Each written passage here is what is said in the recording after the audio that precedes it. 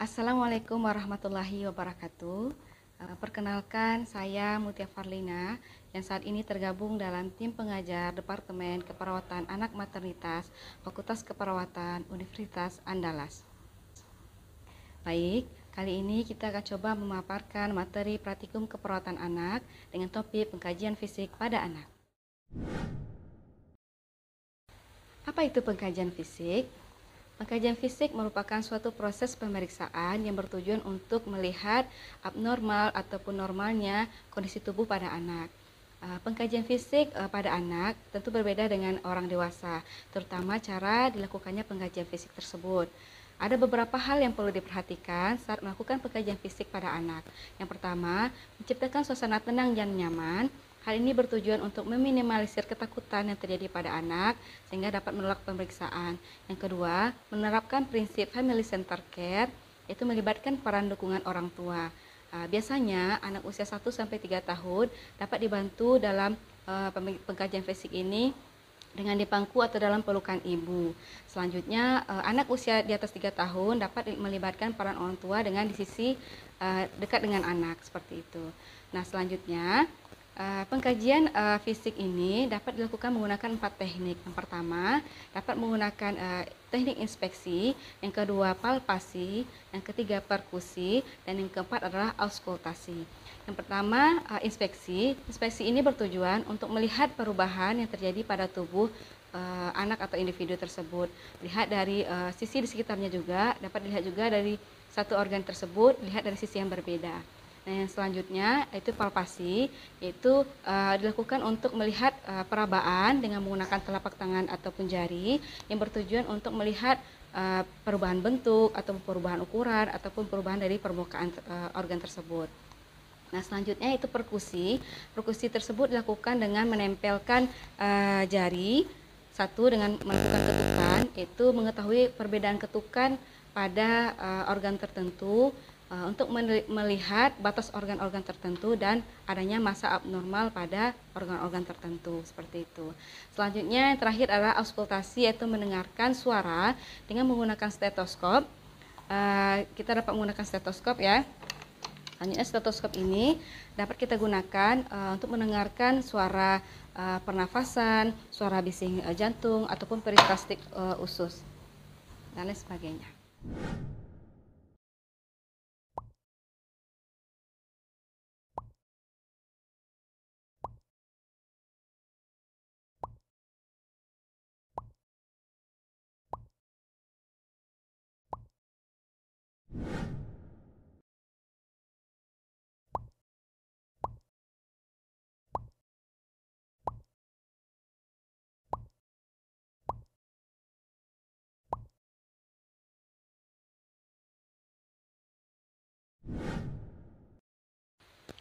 Baik, sebelum melakukan pengkajian fisik, sebelumnya kita harus mencuci tangan dengan menggunakan 6 langkah cara cuci tangan, dapat menggunakan air mengalir ataupun menggunakan hand sanitizer.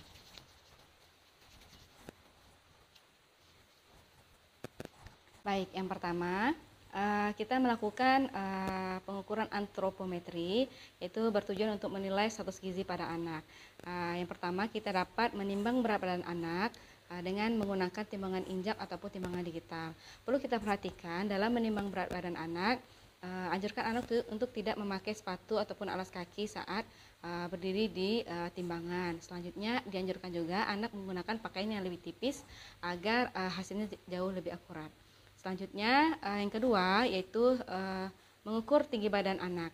Mengukur tinggi badan anak ini dapat menggunakan meteran ataupun tiang pengukur tinggi badan anak.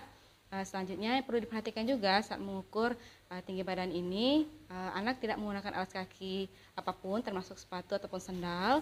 Lalu prinsipnya area panggul dan area lutut itu menempel pada tiang pengukur, sehingga hasilnya juga jauh lebih akurat.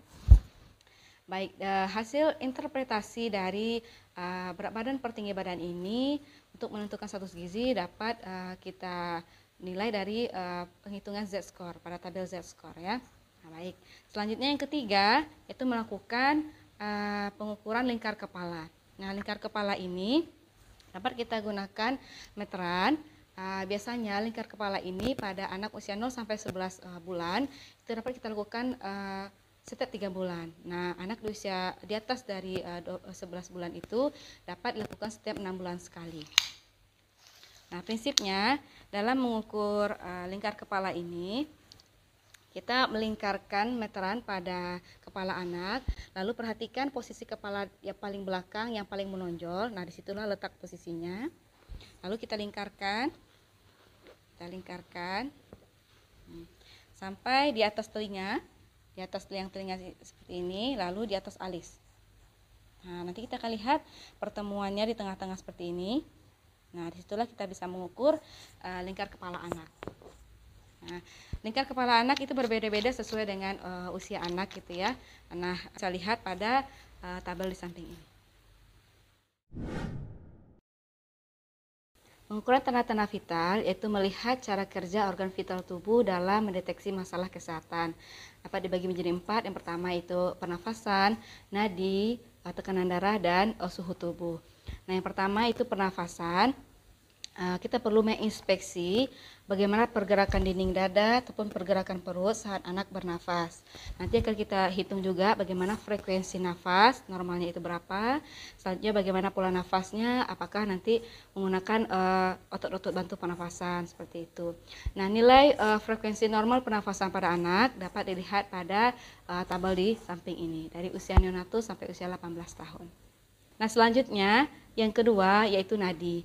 Nadi yaitu melakukan perabaan pada keempat ekstremitas anak gitu ya, pada perabaan arteri.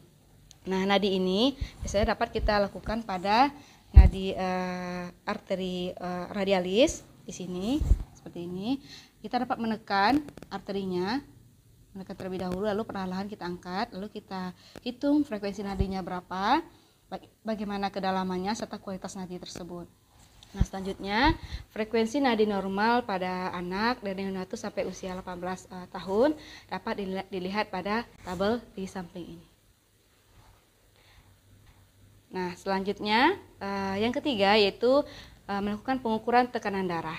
Pengukuran tekanan darah ini harus menggunakan manset anak ya, agar ukurannya juga sesuai dengan anak. Nah, kita lakukan pemasangan manset. Pemasangan manset ini perlu diperhatikan juga bahwa letaknya adalah setengah ataupun sampai 2/3 lengan atas. Tidak terlalu erat dan juga tidak terlalu kencang. Nanti kita akan ukur tekanan darah dengan menggunakan stetoskop juga. Nanti kita akan ukur berapa tekanan darah normal pada anak, itu berbeda-beda. Pada usia neonatus sampai usia 18 tahun, itu nilai tekanan darahnya bisa dilihat pada tabel di samping ini. Nah, selanjutnya yang keempat yaitu mengukur suhu tubuh. Mengukur suhu tubuh ini dapat digunakan menggunakan 3 cara gitu ya. Dapat menggunakan rektal ataupun bagian anus, oral ataupun bagian mulut, serta aksila itu bagian ketiak. Nah, pengukuran suhu normal tubuh individu rentangnya adalah dari 36,5 derajat Celcius sampai 37,5 derajat Celcius. Nah, kita dapat biasanya dilakukan di aksila. Nah, kita akan tunggu sampai biasanya kalau menggunakan termometer digital sampai suaranya berbunyi seperti itu ya.